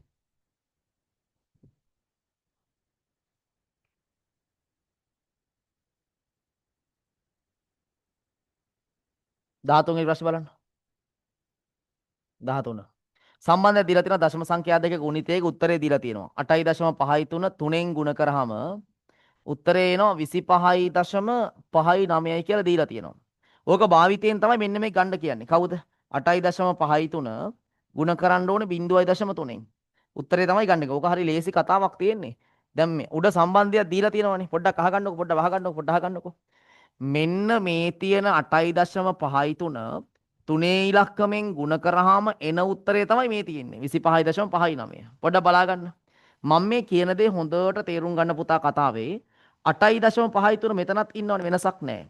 එතකොට මෙතන තුනේ ඉලක්කමත් ඉන්නවනේ මෙතන පොඩි වෙනසක් වෙලා තියෙනවා 0.0 කියන එකක් ඇවිල්ලා තියෙන්නේ. තුනේ ඉලක්කම මේක වහගන්නකො පුතා. 0.0 වහගත්තාම තුනේ ඉලක්කම පේන්න තියෙනවනේ මට මෙතන. එතකොට ඇත්තටම 8.53 තුනෙන් ගුණ කරනවා වගේ සීන් එකක් තමයි තියෙන්නේ. 0.0 ආවයි කියලා පොඩි වෙනසක් වෙන්නේ මේකේ. බලා ගන්න කියන දේ. එතකොට අපිට මේක ಗುಣ කරලා උත්තරේ ගන්නත් පුළුවන් ඈ. මම ඔයාලට ඒකත් පෙන්නන්නම්. එකපාර උත්තරේ මේකෙන් ගන්න විදිහත් පෙන්නන්නම්. හරි. මේ සම්බන්ධතාවයේ උත්තරේ දීලා ඒ උත්තරේ භාවිතයෙන් මෙන්න මේකගේ ගන්න කියලා තමයි කියන්නේ. පැහැදිලිද මම මේ කිව්වද? බලා ගන්න බෝඩ් එකේ දිහා. 8.53 0.3ෙන් ගුණ කරාම මේ උත්තරයෙන් සංසන්දනය කරලා ගන්නෙ කොහොමද? කතාව මෙච්චරයි. 8.53 3ෙන් ගුණ කරාම ඉන්නේ 25.39යි නම්. මෙතන 8.53 වෙනසක් වෙලා නැහැ මෙතනම ඉන්නවා. ඒකම ඉන්නවනේ. මෙතන දැන් 3 මෙතන 0.0 කියන එක වහගත්තාම 3 ඉලක්කමත් පේන්න ඉන්නවා. එතකොට මෙතන අලුත් කෑල්ල එකට වෙලා තියෙන 0.0 අපේක විතරයි. ඕකේ දශම ස්ථානයක් එහාට වෙලා තියෙන්නේ. එහෙනම් වෙන්නේ මෙහෙමයි. මං අර 25.59ම ලියා ගන්නවා. ඕකේ වෙන්නේ මොකක්ද දන්නවද? සෝරි 25 නෙමෙයි. ඉලක්කම් ටික ලියා ගන්නවා. දශම ස්ථානේ වෙනස මේකයි. මෙතන 3 තිබ්බ එක මෙතනට එද්දි 0.3 වෙලා නම් එක දශම ස්ථානයක් ඉස්සරහට පැනලා නේද තියෙන්නේ. දැන් 3.3 වෙන්නේ මෙතන තිබ්බ දශමයට ඉස්සරහට පැනනහම 0.3 වෙන්නේ. ඒ කියන්නේ පුතා මෙන්න මේ ಗುಣ කරන්න තිබ්බ ඉලක්කමේ තුනේ ඉලක්කම තිබ්බ එක 0.3 වෙලා තියෙන්නේ. එක ස්ථානයක් ඉස්සරහට පැනලා නම් අර අපි කලින් තිබ්බ උත්තරෙත් දශම ස්ථානයක් ඉස්සරහට පැන්නාම එන උත්තරේ තමයි 2.559 කියලා කියන්නේ. පැහැදිලිද කිව්ව දේ තේරුණා නේද? එතකොට ඇයි මම ඒක ගත්තේ මේකෙන්ම තමයි මේක ගත්තේ. මෙතන 3 තිබ්බ එක 0.3 වෙලා තියෙනවා. එහෙනම් එකක් පැනලා එක ස්ථානයක් ඉස්සරහට ගිහිල්ලා එහෙනම් උත්තරෙත් එක ස්ථානයක් ඉස්සරහට යන්න ඕනේ. උත්තරේ 0.3 එහෙම කියලා එන්නේ. පැහැදිලිද කිව්ව දේ තේරුණා නේද? රයිට්. ඔන්නෝමයි ගන්නෙ ඈ. පැහැදිලිද? හරිද?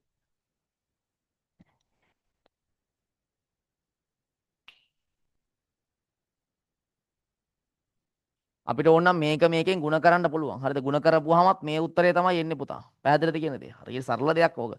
මෙයා මෙයාගෙන් ಗುಣ කරපුවාමත් මේ උත්තරේ තමයි එන්නේ. පැහැදිලිද? ඕන ಗುಣ කරලා පෙන්නන්නද? මම බලන්න. ආයි මොකද මේ 8.53. ඕම් බලන්න.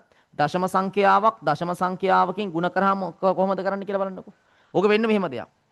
8.53 ලියාගත්තා. අපි දශම සංඛ්‍යා දෙකක් ಗುಣ කරනකොට කරන්නේ අග ඉලක්කම් දෙක එක කෙලින් තියෙන ලියා ගන්නවා මේ. එක කෙලින් තියෙන ලියා ගන්න එපා. හරි. දැන් සාමාන්‍ය විදිහට ಗುಣ කරනවා. දශමතිත් එක කෙලින් තියෙන්න ඕනේ නැහැ.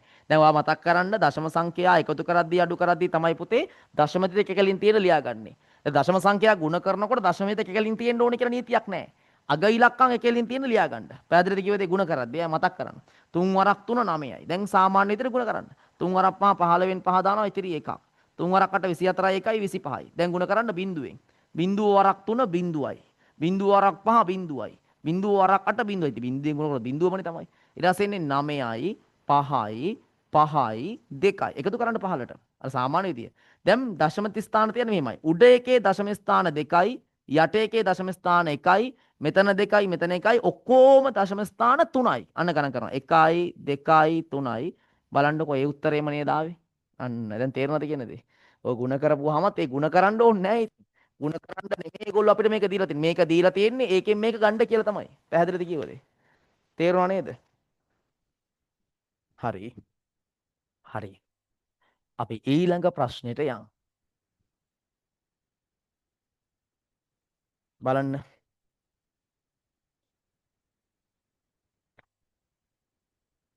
14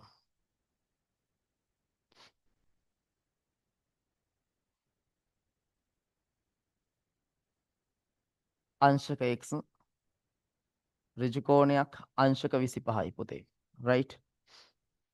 එක්සී අගය සොයන්න කියලා කියනවා. එහෙනම් බලන්න මේක මේ. එක්සී අගය. අපි දන්නවා සරල රේඛාවක් මත පිහිටි බද්ධ කෝණ ලෙකතු අංශ කීයද? 180යි. එහෙනම් අංශක x ධන අංශක 90. දැන් මේ මතක් වෙන්න ඕනේ. ධන 25. මේ තුන් දෙනාගම එකතුව සමාන කරන්නේ පුතේ 180ට. පැහැදිලිද? රයිට්.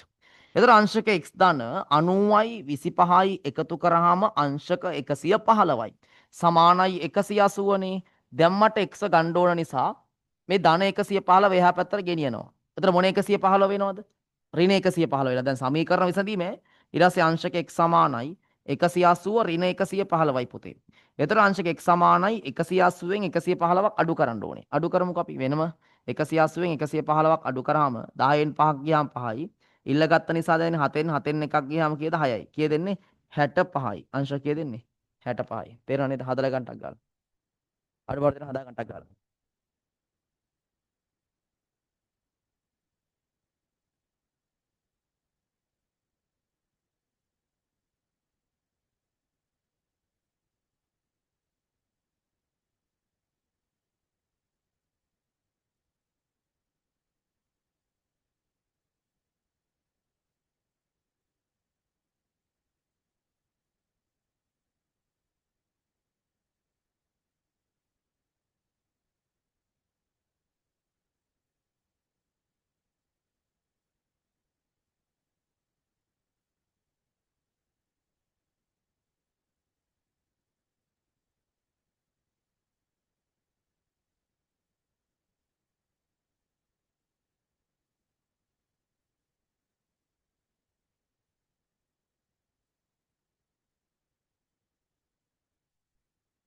ඊළඟ ප්‍රශ්නේ මොකක්ද කියන්නේ? බලා ගන්න බෝඩ් එකේ තියමු. හරි. 15. බලන්න 15 වෙනි ප්‍රශ්නේ. මේ බලන්න 15.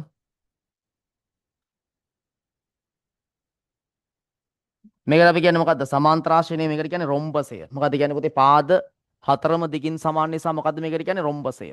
පුතා අපෙන් අහන්නේ දී ඇති රූපේ භ්‍රමක සමමිතික ගණය. මොකද්ද භ්‍රමක සමමිතික ගණය කියන්නේ? එම රූපේ ඒ වටාම සම්පූර්ණ වටයක්. ඒ කියන්නේ අංශක 360ක් කරකවපුවාම එක මතයක වැටෙන වාර ගානටනේ පුතා භ්‍රමක සම්මිතිය ගණය කියන්නේ. ඒතර බ්‍රොම්බසයක භ්‍රමක සම්මිතිය ගණය කීයද? 2යි. උත්තරේ කිය දෙන්නේ 2යි. ඔය මතක තියෙන ටක් ගාලා. වගුවක් එහෙමම ටියුට් එකේ දාලා දුන්න මතක දන්නේ නැහැ. පැහැදිලිද? රයිට්. ඒක බොහොම සරල උත්තරයක් දෙන්න තියෙන්නේ. ප්‍රමුඛ සමිතිය ගන්නේ කීයද? 2යි. ඊළඟ සීන් එකට යන්න. 16 වෙනි ප්‍රශ්නේ බලන්න පුතේ. 16. 16.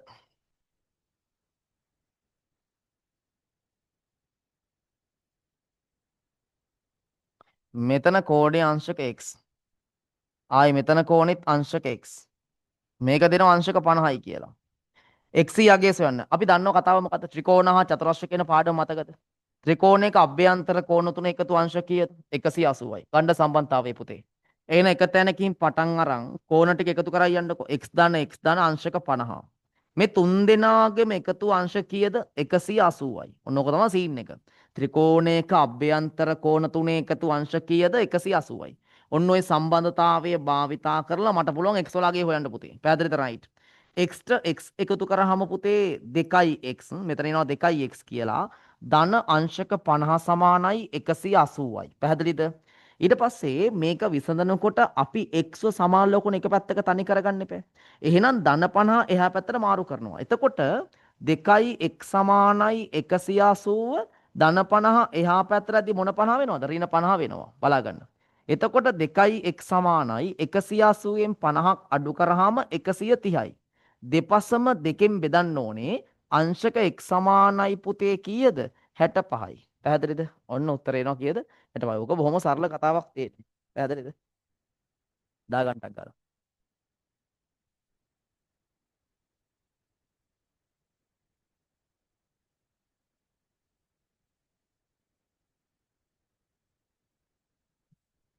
ඔව් මේකේ මම රෙකෝඩින් එකක් දානවා ළමයි ඈ. දැන් ළමෙක් දාලා තියෙනවා දැන් සම්බන්ධුනේ කියලා. රෙකෝඩින් දානවා. ඒ ඉතින් රෙකෝඩින් එක බලන්න ඔයාලට ආපසු ගැටලුවක් තිබ්බොත් ඒක බල බලා හරි ඉගෙන ගන්න විදිහ මම ආයෙ ගෲප් වලට මේ රෙකෝඩින් එක ෂෙයා කරනවා. ඒ නිසා මේ උපරිම ලයිව් ක්ලාස් එකට සම්බන්ධ වෙන්න. හරිද? රෙකෝඩින් බලන්න ඕනි කියලා ඉන්න බා රෙකෝඩින් ගොඩ ගැහුනම බැලෙන්නේ නැහැ ළමයි. ඒකට විභාගයට මේක අතපසු වීමක් තමයි ඔයා කරන්නේ. ඒතකොට මොකද්ද? රෙකෝඩින් ගොඩ ගැහුන ගමන් මේක බලන්නේ නැහැ අතහැරලා දානවා. ඕකනේ ඉතින් සරල දෙන්නේ. හරිද? ඒතකොට මේ ලයිව් ක්ලාස් එකට සම්බන්ධ වීම හරහා අමතක වෙච්ච දේවල් ගොඩක් මතක් කරගන්න. ඉදිමතයි තමයි ඉතින්. ඕක කට්ට කාගෙන ඉන්න ඕනේ පුතා. පැහැදිලිද? ඒ නිසා අපි අකණ්ඩ මේ වැඩේ කරගෙන විභාගේ හොඳ ප්‍රතිඵලයක් ගන්න මහන්සි වෙන්න ඕනේ. ඒක තමයි ඇත්ත කතාව. මේ මහන්සියේ ප්‍රතිඵලය වලට ලැබෙනවා. හැබැයි අවංක මහන්සිය නිකන් ඔය අම්මා බයින්නවට හරි කවුරු හරි කියනවා කීමට ඔයා මෙතෙන්ට වාඩි වෙලා ඉන්නවා කියන එක වැඩක් නැහැ. ඒක නෙමෙයි ඔයා හදවතින්ම මෙතෙන්ට ඉන්න ඕනේ වැඩේ. මේක මට අමාරු ප්‍රශ්න ටික තියෙනවා. මේක සර්ගේ කියන දේවල් තීරුම් අරගෙන වැඩේ කොට දා ගන්න ඕනේ. අන්න එහෙමයි. ඔයාට මේකේ ප්‍රශ්න තියෙද්දි මෙතෙන්දි ගැටලුණා නේම පන්තියේදී අහගන්න පුළුවන්. හැම දරුවෙක්ම මතක තියන් රෙකෝඩින් බලන දරුවොත් ඉන්නවා. දැන් ක්ලාස් එකේ ළමයි ඔක්කොටම මම කියන්නේ ඔය අනිවාර්යෙන් පුතා පේපර් එක පන්තියට සහභාගී වෙද්දී අරන් එන්න ඕනේ. පරීක්ෂා කරන එකින් එක ළමයිගේ පේපර්ස් පැහැදිලිද රයිට්? හරි. ඒ නිසා අවංක වැඩ පිළිවෙල තියෙන්න ඕනේ. පැහැදිලිද පුතේ රයිට්? ආගන්න ඊළඟ කතාවට යන්න. 17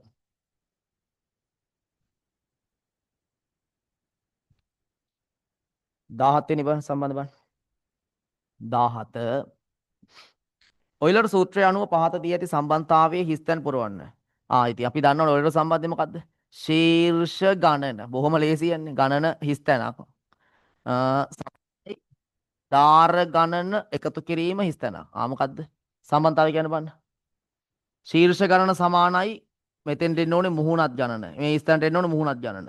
සමානයි ධාර ගණනට දෙකක් එකතු කරන්න ඕනේ. ඔන්න ඔය ස්ථාන දෙකේ උත්තර දෙක එන්න ඕනේ. ඕක සංකේතාත්මක ලිව්ව ශීර්ෂ ගාන V මුහුණත් ගාන F V දාන F සමානයි ධාර ගාන සංකේතයේ E දාන 2යි. ඔන්න ඕක තමයි අපි ගණන් හදන්න කෙටියෙන් දාන්නේ මේ වචනේ ලියලියා ඉන්නේ. සංකේතාත්මක සූත්‍රය මෙන්න මේක ඔයලට සම්බන්ධයි. මතකද? ඔයලට සම්බන්ධ දාන්නේ ඝන වස්තුවක මෙහෙමයි. මේ තියෙන ඝන වස්තුවක ශීර්ෂ ගාන. මේ තියෙන ඝන වස්තුවේ මුහුණත් ගාන. මේ තියෙන ඝන වස්තුවේ ධාර ගාන. ඒක දෙන දෙක. ඕක ඝන වස්තු සම්බන්ධව දාන සම්බන්ධය ඔක ඔයලට සම්බන්ධයි. පැහැදිලිද? රයිට්. 18 වෙනි එක බලන්න. පහෙන් දෙක. දැන් භාග සංඛ්‍යා දෙක කොටසේ මතකද දන්නේ පළවෙනි නෝට් එක තමයි පරස්පරය කියන එක. ඔය ඉගෙනුවේ හරිද? මේ යන්න. පහෙන් දෙක යන භාගයේ පරස්පරය මිශ්‍ර සංඛ්‍යාවක් ලෙස දක්වන්න. අපි ඉස්සෙල්ලාම පරස්පරය කියන උඩ යට මාරු කිරීමනේ. යටට දෙක උඩට පහ. මෙන්න පරස්පරය ගත්තා. දෙකෙන් පහනේ. පහෙන් දෙකේ පරස්පරය දෙකෙන් පහ. දැන් මෙන්න මේක මිශ්‍ර භාගයක් කරන්නේ කොහොමද? මෙන් අහගන්න ඊළඟට. දැන් මේ දෙකෙන් පහ මිශ්‍ර භාගයක් කරන්නේ කොහොමද කියන එක. පුතා මතකද විෂම භාග මිශ්‍ර භාග කිරීම කතාව ඉගෙනුවානේ සර් පන්තියේදී භාග 1 2 පටන් ගන්න කලින් ඕක ඉගෙනුවා. පැහැදිලිද කියන කතාව රයිට්. එතකොට මිශ්‍ර භාගයක් දුන්නාම අදාළ මිශ්‍ර භාගයේ විෂම භාගයක් කරන්නේ කොහොමද? මෙන්න මෙහෙමයි. මෙන්න මේ යට ඉන්න ඉලක්කම හැමම ලියා ගන්නවා. දෙකේ හැමම ලියා ගත්තා. බලා ගන්න බෝඩ් එකේ තියෙන. පහට දෙකේව ආසන්න වශයෙන් කියලා. කියන්නේ උඩ එක්කෙනා යට එක්කෙනාගෙන් බෙදනවා. පහට දෙකේව ආසන්න වශයෙන් 2යි. ඒක දාන්න ඉර මැද්දට. දෙවරක් දෙක 4යි. පහ වෙන්න එකක් මදි. ඕක දැම්ම උඩට. ඔන්න ඔහොම තමයි පුතේ විෂම භාගයක් මිශ්‍ර භාගයක් කරන්නේ. පැහැදිලිද? රයිට්.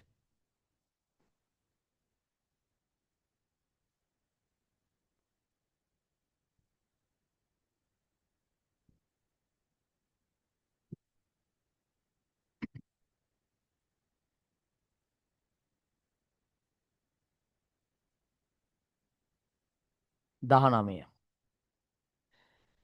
අංශක 50 රෝමි ලක්කන්න එක කියනවා අනුපූරක කෝණය. දැන් අපි මොකද අනුපූරකයි කියන්නේ? අනුපූරකයි කියලා කියන්නේ යම්කිසි කෝණ දෙකක එකතුවක් 90 වෙන එක. හරිද? එක කෝණයක් අංශක 50යි නම් අනිත් කෝණය වෙන්න ඕනේ අංශක 40. එතකොටනේ මේ දෙන්න එකතු අංශක 90 වෙන්නේ අනුපූරක වෙන්නේ. පැහැදිලිද කියන්නේ? එහෙනම් අනිත් කෝණ අනුපූරක කෝණය කීයද අංශක 40යි. එහෙනම් පළවෙනි ස්ථානට එන්න ඕනේ 40යි කියන එක. හරි. අනුපූරකයි කියන්නේ දෙක එකතු 90 කියන එක. දෙක එකතු 90 වෙන නම් 50ට එකතු වෙන්න ඕන 40ක්. එහෙනම් කී දෙන්නේ 40යි. රෝමිලක්කන් දෙකේ කියන්නේ පරිපූරක. පරිපූරක නම් අංශක 50ට එකතු වෙන්න ඕනේ. ඒ දෙක එකතු 180ක් වෙන්නේ කියනවා. ඒ කියන්නේ එකතු කරන්න ඕන කීයක්ද? 130ක්. එතකොට තමයි මේක මොන පූරක වෙන්නේද? පරිපූරක කෝණය වෙන්නේ. පැහැදිලිද? රයිට්. එන්න උත්තර දෙක ඔන්න. ඊළඟට 20 වෙනි ප්‍රශ්නෙට යන්න. බලන්න 20 වෙනි ප්‍රශ්නේ මොකක්ද කියන්නේ කියලා. පුතේ 20 අන්තිම ප්‍රශ්නේ. 20 කියනවා මෙන්න මේම සීන් එකක් බලා ගන්න. අපිට P කියලා කුලකයක් දීලා තියෙනවා. ඒක දීලා තියෙන්නේ හික් අඩුව. අහගන්නකෝ. හික් කඩුව මෙන්න මේ දීලා තියෙනවා. යන වචනේ. හරිද? ඔහොම දීලා තියෙනවා. අහන. රෝමි ලක්කන්න එකේ අහනවා P කුලකයේ අවයව ලියන්න. දරුවෝ කුලක පාඩමේදී අපි 7 වසරේ ඉඳන් දන්නවනේ. යම් කිසි කුලකයක අවයව ලියනකොට අපි කරන්නේ අදාළ කුලකයේ අවයව ලියනවා. එකම අවයවයේ දෙපාරක් ලියන්නේ නැහැ. ඔක හොඳට තේරුම් ගන්න ඕනේ. පැහැදිලිද කිව්වද රයිට්? එහෙනම් H අකුර ලිව්වා. ඊට පස්සේ I අකුර ලිව්වා. ආයේ K අකුර ලිව්වා. දැන් K අකුරු දෙකක් තියෙනකොට දෙකම ලියන්නේ නැහැ. එකක් අතෑරියා. මේකද? ඊට පස්සේ A අකුර ලිව්ව නෑනේ කලින්. ඔන්න ලේ ලිව්වා. දැන් D ලියලත් නෑනේ කලින් D ලිව්වා. U ලියලත් නෑනේ ලිව්වා. W ලියලත් නෑ ලිව්වා. ආයේ A ලියන්නේ නෑ. මොකද කලින් A ලිව්වා. මෙන්න මේක තමයි අවයව ටික. පැහැදිලිද කියන්නේ? එකම අවයවේ නැවත නැවත ලියන්නේ නෑ කුලකයක අවයව ලියනකොට. ඊට පස්සේ අහනවා අපෙන් රෝමි ඉලක්කම් දෙකේ බබා බලන්න මෙහෙම එකක් රෝමි ඉලක්කම් දෙකේ NP මෙන්න මේකේ හොඳට අහගන්න මේක තමයි අලුත් පාර්ට් එක මේ යටේ තියෙන සිම්පල් n කියලා දාන්නේ අදාළ මෙහෙම ලියන්නකො මේ සිම්පල් n දාලා ලියලා තියෙන කුලකේ නම p නේ ඒකේ මොකක්ද මේකේ තේරුම p කුලකේ අවයව සංඛ්‍යාව කීයද කියලා අහන්නේ n කියන එකේ තේරුම සිම්පල් n දාන්නේ කුලකයක අවයව සංඛ්‍යාව කීයද කියලා අහන්න ඔය ලියන්නේ තේරෙනවද කතාව එහෙනම් මේ p කුලකයේ අවයව සංඛ්‍යාව කීයද කියලා තමයි මේ අහන්නේ np ගණන් කරමු 1යි 2යි 3යි 4යි 5යි 6යි 7යි එහෙනම් දරුවෝ np කියන්නේ කීයද 7යි දැන් විභාගෙදි මතක තියාගන්න කුලක පාඩමේ සිම්පල් n ගාවලා දුන්නොත් ඔයා සිම්පල් n කියන එකේ තේරුම දැනගන්න ඒ කියන්නේ අදාළ කුලකයේ තියෙන අවයව සංඛ්‍යාව කීයද කියලායි සිම්පල් n දාලා අහන්නේ අපෙන් පැහැදිලිද කිව්වද තේරුණා නේද රයිට් හරි ඔන්න np සමානයි කීයද 7යි කියලා එනවා පැහැදිලිද රයිට්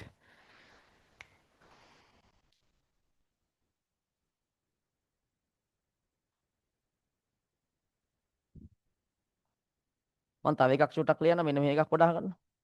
දැන් මට කියන්න කුලකවල තව ෂූට් එකක් දාන්න මෙන්න මේක මට කියන්න බලන්න පොඩ. x කියලා කුලකයක් තියෙනවා. අපි ගමුකෝ මේ මේකක්. මහරගම යන වචනේ අකුරු. මොකද දෙනවා කුලකයක්. අපිට රෝමි ඉලක්කන්න එකේ කියනවා x කුලකයේ අවයව සංඛ්‍යාව ලියන්න කියලා. අවයව ටික ලියන්න බං ටක් ගාලා මේකේ. උතරම ලියන්න දැන්. තනියම ලියන්න හැමෝම. දැන් හුරු වෙන්න පුතා. ඔක අවයව ටික ලියන්න බන්න දැන්.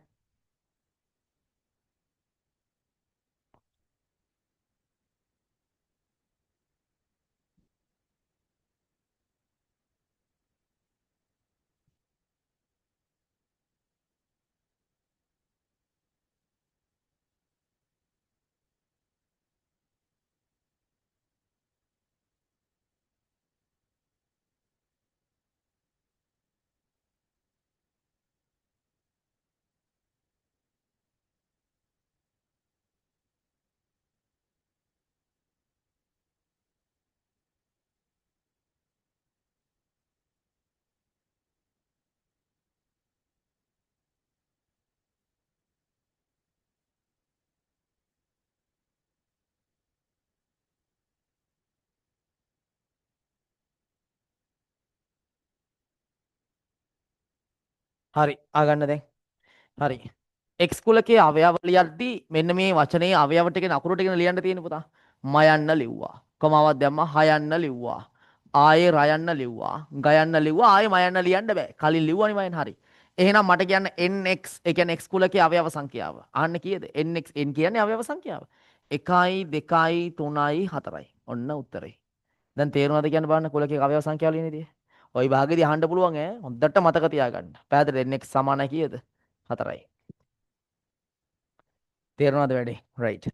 දැන් පොඩ්ඩක් අහගන්න දැන් හරි. ඔන්න පේපර් එක සාකච්ඡා කරලා අවසන් ළමයි. පැහැදිලිද? ඔකේ අර එක ප්‍රශ්නයක් හිතුණා කාලය සම්බන්ධ. ඒක මම පැහැදිලිව කියන්නම් දැන් ඒක තේරුම් කරන්න බෑ. දැන් ඔයගොල්ලෝ තාම දන්නේ නැනේ කතාව. දැන් ඔක පාඩම කරනවා ළමයි. කරාට පස්සේ වට ඔය ගාන හදන්න පුළුවන්. ගේමක් නෑ. මං කියා දෙන්න වැඩේ. හරිද? ඒක පොඩි තියරි පාර්ට් එකක්. ඒ කියන්නේ මූලික තියරිත් එක තමයි යන්න ඕනේ. ඒක මැද්දෙන් පැනලා හදන්න බෑ. අහගන්නකො කතාව රයිට්. හරි. අද පේපර් එකේ අලුතෙන් නොදන්න කාරණා දෙකක් ඉගෙන ගත්තා. එකක් තමයි මෙන්න මේක. ඔයා දැන් ඔළුවේ තියෙන්න ඕනේ. එකක් තමයි ත්‍රිකෝණයක වර්ගඵලය හොයන විදිය. දැන් මේකට කියන්නේ මතක තියාගන්න. මේකට කියන්නේ ලම්බ උස. මොන උසද කියන්නේ? ලම්බ උස. මේකට අපි කියන්නේ ආධාරකය. ඔක තමයි ආධාරකය. කොහොමද වර්ගඵලය ගන්නේ මතක තියාගන්න. ඕනම ත්‍රිකෝණයක වර්ගඵල වෙන සූත්‍රය ඉස්සරහින් දාන්නේ දෙකෙන් එක. ඕක අනිවාර්යයි. දෙකෙන් එක ගුණ කිරීම ආධාරක පාදය ගුණ කිරීම ලම්බ උස. ඔන්න ඕක තමයි ඕනෑම ත්‍රිකෝණයක වර්ගඵල වෙන සූත්‍රය. ඕක එකක් ඉගෙන ගත්තා. තව කුලකයක ලියන විදිහ ගත්තාම කුලකයක අවයව සංඛ්‍යාව නිරූපණය කරන සිම්පල් n ගෙන්. එතකොට nx කියලා දැම්මොත් මේකේ තේරෙම x කුලකයේ අවයව සංඛ්‍යාව. np කියලා දැම්මොත් p කුලකයේ අවයව සංඛ්‍යාව. na කියලා දැම්මොත් a කුලකයේ අවයව සංඛ්‍යාව. ඔන්න ඕක තමයි අලුතෙන් ඉගෙනගත්ත කෑලි දෙක. පැහැදිලිද කියන්නේ අනිත් ඒවා නම් සාමාන්‍යයි. අපි දන්න දේවල් ටිකනේ පුතේ කතා කරේ. පැහැදිලිද කියන්නේ හරි. කලින් අපි දැකලා තියෙන දන්න කියන පන්ති ඇතුලේ කතා කරපු දේවල් ඔක්කොම කතා කරා. පැහැදිලිද කියන්නේ? අනිත් අර VG ප්‍රකාශන සම්බන්ධව අනේ ටික තමයි ඔය කතාව. රයිට්. එතකොට දැන් අපි ලබන සතියේත් තියෙනවා. දැන් අණ්ඩව වැඩේ යනවා. ඔයාලට තියෙන්නේ ලස්සන්ට හැමදාම ඇවිල්ලා වැඩේ පිළිවෙලට කරන්න විතරයි. දැන් මේක රෙකෝඩින් එකක් මම ගෲප් එකකට දානවා කොහොමද?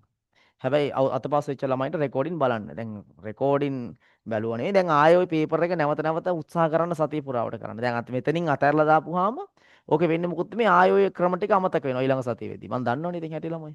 ඒ නිසා පුළුවන් නම් ආයෙ ওই පේපර් එක නැවත දවස් දෙකකින් තුනකින් පස්සේ ආයෙ හදන්න ගන්න. ආයෙ හදද්දී වට අමතක වීම ටික තියෙනවා. අන්න ඒ අමතක වීම ටික නැවත රෙකෝඩින් වල ආයෙ තේරුම් ගන්න. ඒක තමයි වෙන්න ඕන තේ. ඒක කරන්නම ප්‍රායෝගිකව අමාරුයි මම දන්නකොල කරන්න නැති වෙයි. හැබැයි ඒක කරොත් තමයි මරු ළමයි. පැහැදිලිද කියන්නේ ඇයි? මේ ගණන් කියන්නේ නැවත නැවත මතක් කරන තරමට තමයි අපි දියුණු වෙන්නේ පුතා. පැහැදිලිද කියන්නේ? අනේක තමයි විය යුතු දේ. වා සෙල්ෆ් ස්ටඩි කරන්න ඕනේ. වා හොඳට අධ්‍යයනය කරන්න වැඩේ. බැරි දේවල් ඔක්කොම අහගන්න පුළුවන් පන්ති ඇතුලේ මගෙන්. පැහැදිලිද කියන්නේ? ඒ නිසා මේ වැඩේ හරියට ප්‍රගුණ කරන්න. එතකොට අපි ලබන සතියේත් මේ වෙලාවට තමයි හම්බෙන්නේ. හරි? එතකොට අපි ඒකේ රචනා පේපර් එකක්. දැන් අපි කතා කරා අද කෙටි ප්‍රශ්න 20ක් නේ. එතකොට අපි ඊළඟ සතියේ කතා කරනවා ඕකේ දෙවෙනි කොටසක්. අන්න ඒකේ ප්‍රශ්න ගොඩාක් තියෙනවා. එතකොට අපි ඒක එකින් එක මාතෘකාව ප්‍රශ්න ටික සාකච්ඡා කරනවා.